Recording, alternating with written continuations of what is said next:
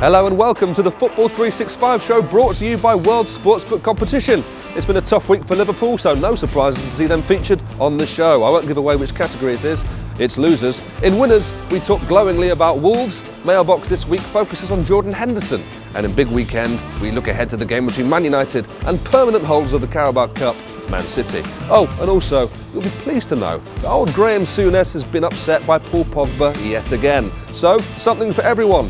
Picking through it all this week, we've got comedian and Liverpool fan Alfie Brown and editor-in-chief of Football365, Sarah Winterburn. Enjoy the show.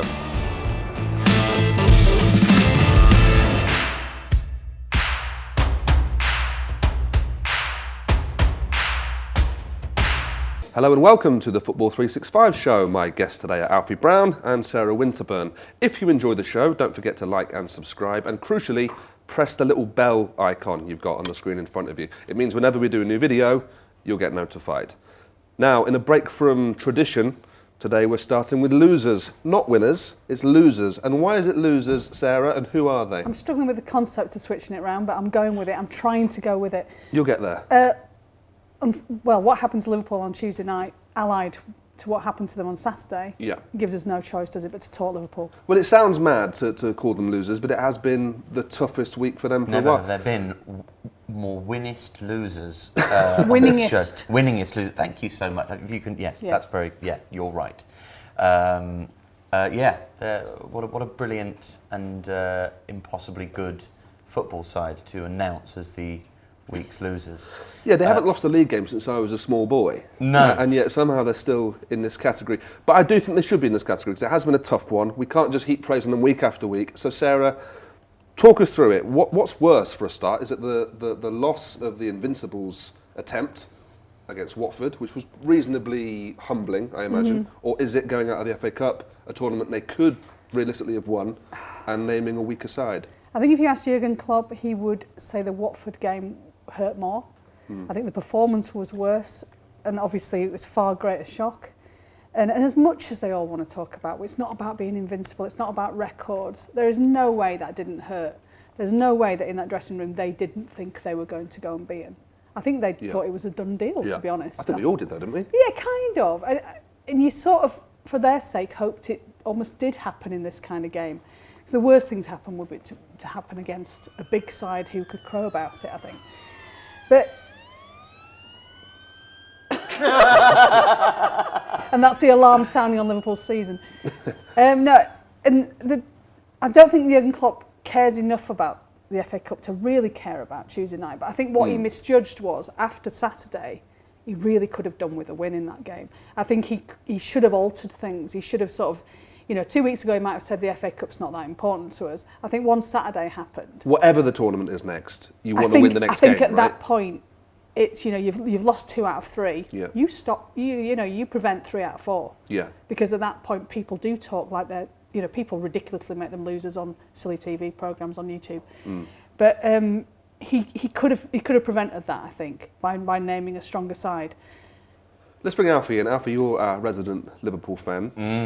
We've had the pragmatic side of things there. Let's get your view. Well, the Watford result seemed to me to be a kind of freak occurrence. I think also it's quite hard, famously and historically, to win 19 football games in a row in the league. So it sort of makes sense that around that time period you would lose one just by the sheer law of averages. It's difficult to maintain the way that you play every week. And also, if you're getting used to winning, Liverpool have this way of playing where they're so incredibly patient. There's such incredible trust in the way that they play. Moving the ball forward, looking for an opening, and if there isn't an opening, moving it backwards and then starting the move again. Yeah. But there was almost a sort of they were doing that in their sleep slightly against Watford. There was such a sense of routine about it, dominating possession, that as soon as they got the ball forward, they went, there's nothing obvious to do. Whereas interestingly, against Chelsea, we created chances. The first 15 minutes of the game was just mad chaos, and anything could have happened. Goals affect games. And in terms of the side that we picked being, I don't understand Adrian being in goal. Well, what's your argument? What are you upset by? Well, I just would have liked to have seen the best goalkeeper in the world play in a competition that you'd like to win. I understand why Curtis Jones and Nico Williams were playing. That's crazy. Because I think what's happened with the domestic cup competitions over the last 2 or 3 seasons is it is just accepted that the first choice goalkeeper doesn't play in those games. Yeah. Every single big club plays exactly that way. We saw Claudio Bravo play for Man City. Yeah. You know, you see Sergio Romero play for Man United. This is just what happens, and I think that's part of being the second choice goalkeeper now. It's not about resting Alisson. Alisson doesn't need a rest. It's about saying to Adrian, we trust you. This is your job. And to take him out of that probably would have created a problem there, and you know, Jurgen Klopp's trying to be fair or whatever and saying, right, domestic cups is Adrian's job. Well, when I was thinking about it, and I tried very hard to allow for the possibility that Jurgen Klopp may know more about football than me. May. Sometimes that is a struggle, it's isn't a possibility. It? But, yeah. I thought, I mean, maybe that's the price you pay. If you want to have a squad that all loves each other and there's a kind of harmonious feeling and that you want to be able to create these incredible winning streaks and unbeaten runs and amass more points than anybody's ever got before in the history of anything, then you need you're not there yet, remember No, I know, but you know, it could happen. We've won one less game so far this season at the beginning of March than Barcelona's 2009 whole league campaign. No, impressive. Very impressive. Isn't it? It's impressive. Thank you. But look, what losers? But this is all happening, and it is important to point out that you don't have Jordan Henderson at the moment. Oh, speaking of which, it's time for Mailbox. Just pass it to me. Right, Mailbox this week, I imagine it's from a Liverpool fan. Yeah. Oh, it is, yeah. This is called End of the Line. Comes from Sam, who's a Liverpool fan. It says, Liverpool are showing why Henderson might actually win Player of the Season. Incredible drop in standard when he's not playing. I mean... Yes, but massively too simplistic. Of course it's too simplistic, but this is... You know, Jordan Henderson has missed 5 or 6 Premier League games before this week, and Liverpool have won every one of them. He was also in the Liverpool team that produced probably the worst performance of the season in Napoli, and then also in Madrid last week. Yep. You know, it's one of those things. And this Liverpool side has been, you know, they have looked like a machine at times, but then at other times they've looked like a little bit of a stuttering machine. You know, anyone who's had an old car knows that if it's just about working, there's a point when it won't work. Right. You know, there's been a lot of games this season where Liverpool have just done enough, just had that little bit more. But in the FA Cup game on Tuesday, it seemed as though Chelsea had done some work on Liverpool's fullbacks. Is that something that you are worried about going forward? Has there been a blueprint set now of how to play against Liverpool? No, well, I think, you know, in terms of missing Henderson, we also miss Fabinho. Even though he's on the pitch, I think he's probably missing himself more than anyone. Because being so imperious last season, he's just not been there. And the defence is affected by that. It's a very, very hard job to be in Liverpool's midfield. And if you've got Curtis Jones, who are very good on the ball, but slightly straying out of position, Adam Lallana, who was doing the boring stuff very well, but they were both trying to cover the space that Curtis Jones wasn't occupying. And the midfield, it's like, if you're trying to protect a castle from attack, you've got the cannons, which are the front three, the walls, which is the defence. Oh, I'm so into this. Yeah, do you like it? I'm so into this. The people passing the cannonballs to the cannons, that's the midfield. And as soon as they go, then the walls get destroyed and no cannons are firing. I thought about that on the train here. Do you like it? It's fine. Yeah, it's fine. It's absolutely fine. Absolutely. I think it might make the edit. No, it will make the edit. I think it might make a few extra socials. We strive for fine. It's okay. Yeah. I think, well done. I think you might so convoluted and stupid. Anyway, I thought Nico Williams played well. He didn't get the protection really from the midfield from that ball over the top that they kept on playing. And Andy Robertson looks a bit tired. But no, I'm not worried about it because they're the best fullbacks in the world. My overall thought on this, if you care, is that this is a fantastic generational Liverpool side, and they might end with just one trophy this season. I think it's going to be bizarrely anticlimactic. I think the problem is if you win something so early in the season, and it's been done since early January, and there hasn't been sort of a moment, as there hasn't been a sort of, oh, that's it, we've done it. Yeah. And there isn't going to be a moment like that. And it is going to feel a little bit bizarre because this, you know, they had the dream of the treble, that goes. They had the dream of the Invincibles, it goes. It's amazing for Liverpool fans that they've ended a 30-year wait for a title, presumably. But for the rest of us, it kind of does quieten that, is this the greatest team in history stuff? Yeah. Well, actually, no. Well, you mentioned Liverpool's treble there. They have won a treble before, a plastic one, famously, 2000, 2001, I believe. And there is a podcast all about that from our sister podcast, The Broken Metatarsal, of which, Alfie, you're a guest on that show, I believe. a guest on that show. That goes out on March the 19th, so definitely check that out. But for now, that concludes this week's Losers and Mailbox. If you want to get in touch with the show, don't forget you can always contact us at theeditor@football365.com. And now it is time for winners. And the winners this week, we're going to go with Wolves. A very impressive win away at Spurs. A team that, just when you think they can't surprise you again, they go and do exactly that. Alfie, what have you made of Wolves so far this season, and what do you think of them this week? I think they're a really exciting and kind of cool team to watch, really well organised. They remind me of Conte's Chelsea. They've got a very fun defence to say. I really like saying Dendoncker, that's good fun. Willy Bolly. Willy Bolly, that's Willy really Bolly's fun. a lot of fun. Kind of colsy. Try it at home now, Willy Bolly. Willy Bolly, but Dendoncker as well has got a lot going on. I presume that's why they got rid of Ryan Bennett. Well, Ryan Bennett, not yeah, fun, very, is it? No yeah, fun. Very, No very boring. No, that's a children's TV presenter's name. That's incredibly depressing. Yeah, they've got Jimenez looks like a sort of full-size Hulk, like the Brazilian one, not the green one.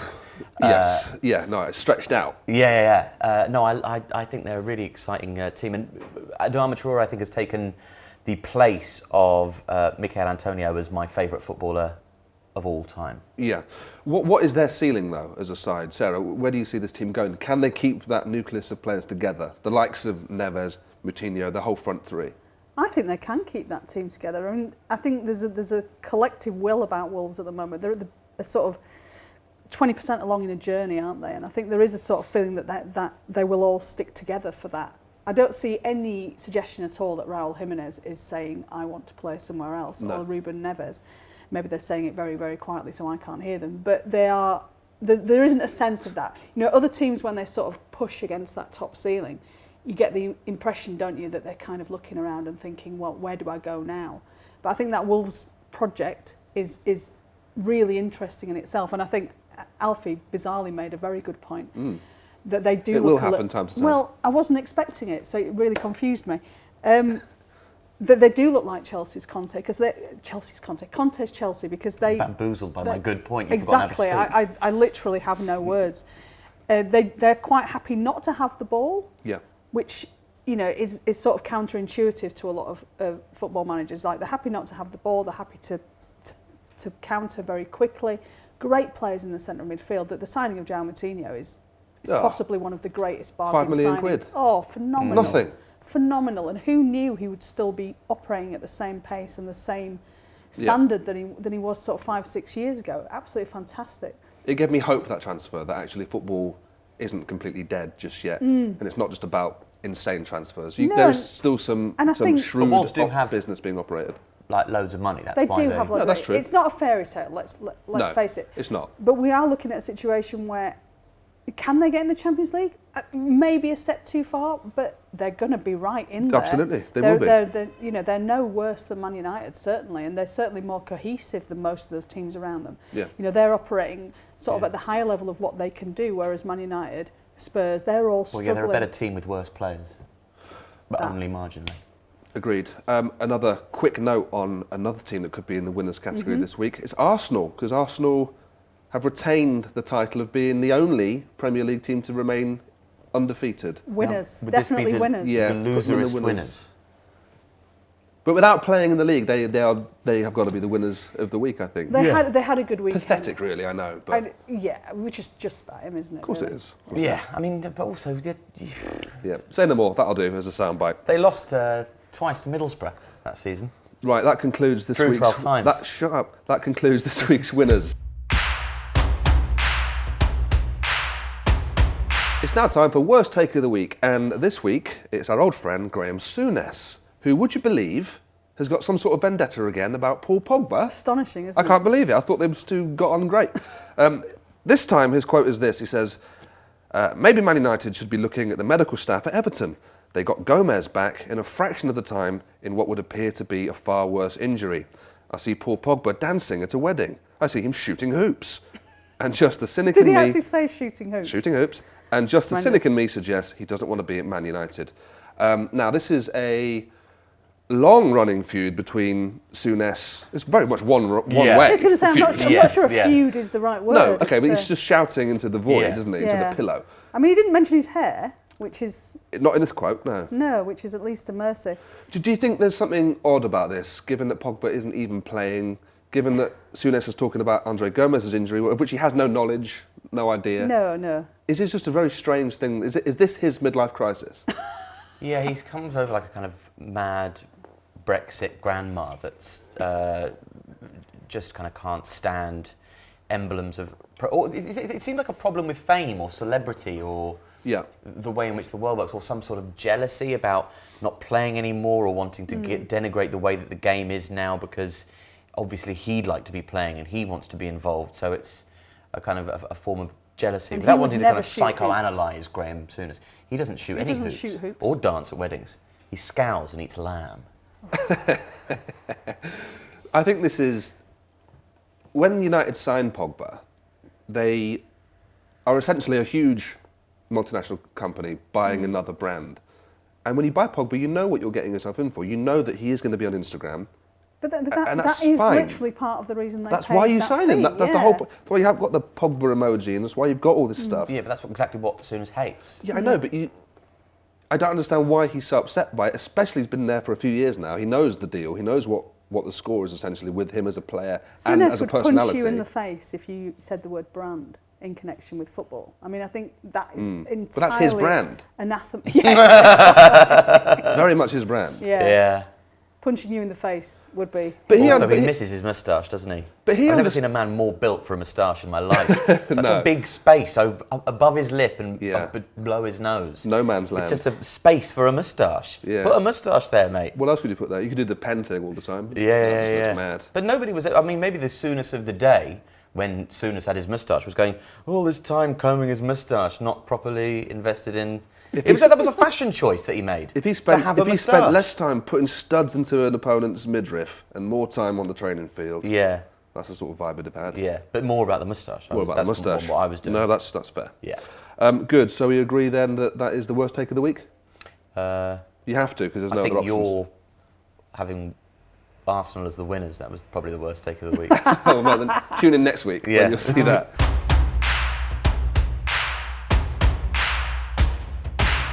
It's now time for big weekend, and this weekend, huge game, United versus City, and it feels like it might actually be competitive this time round. Does it, or have I got that wrong, Sarah?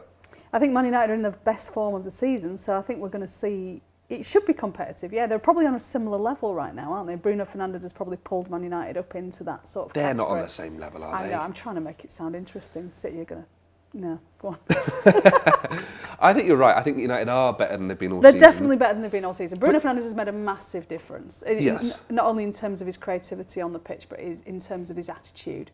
He's a leader. He seems to get it. You know, they went and drew at Everton. He comes over and goes, well, we should be mad about that.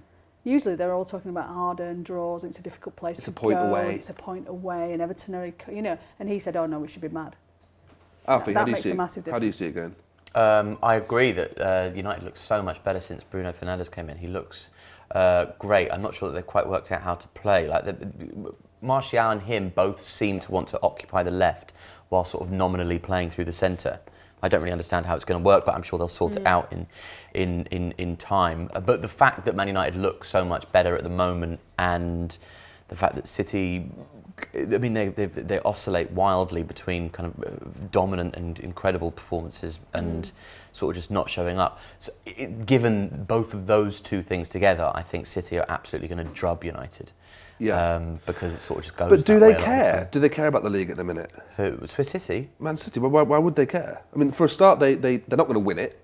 They're not going to get Champions League if this ban goes through. Yeah, well, So I think are it they probably going to helps focus them. on everything else? And also, I think there's a massive difference in losing the league by 15 points or losing the league by 28 points or whatever. You know, there is a matter of pride at stake there, isn't there? And obviously, with Liverpool being massive losers Of the week. Yeah. Crucially. Bad take. They will not want it to be over within 3 weeks, will they? They'll want to push it as far as they possibly can. Though City will obviously have an eye on the Madrid game. So you'd think that might, all their eggs can't go in one basket. Yeah, and Pep tends to tinker quite a lot, doesn't he? When it's a big game, he tinkers when it's a big game that he's a bit worried about. And I think it'd be quite damning on United. Yeah, I don't think this will come down under that. I don't either. I think he'll play a very straightforward side that we've all seen, we all understand, because he doesn't count this game, like you say, as being one of those big ones. And I think what you were saying before about Man City oscillating wildly, they absolutely do. I still believe that the best of Man City is better than the best of Liverpool, but they just don't do it often enough. Yeah. And we may well see, just because the pressure is off in terms of the league, that, they're playing Man United. Man United are full of themselves at the moment. Yeah. They think they're, we've sorted this, we've nailed this. City could just come along and go, you're right. That is it for Big Weekend this week, and that is actually it for the show this week. Thank you to Alfie and Sarah for being here today. If you enjoyed the show, don't forget you can like and subscribe, and crucially, press that little bell button. With your finger. Well, click it with your mouse or with your finger if you've got an iPad. I've got an iPad, so You've got an iPad? I'll put my finger on it and then it'll register that. It'll register it as a input. As a notification, yeah. Other tablets are available, but quite frankly, they're not as good. So stick with the iPad. Worth investing. I would recommend the 12.9-inch Pro version. Yep. That's what I've got. Is it? Yep. Yeah, it's a really good bit of kit. Yeah, good. Well, enjoy that. This has been the Football 365 show, brought to you by these guys, World Sportsbook Competition. Until next time, goodbye.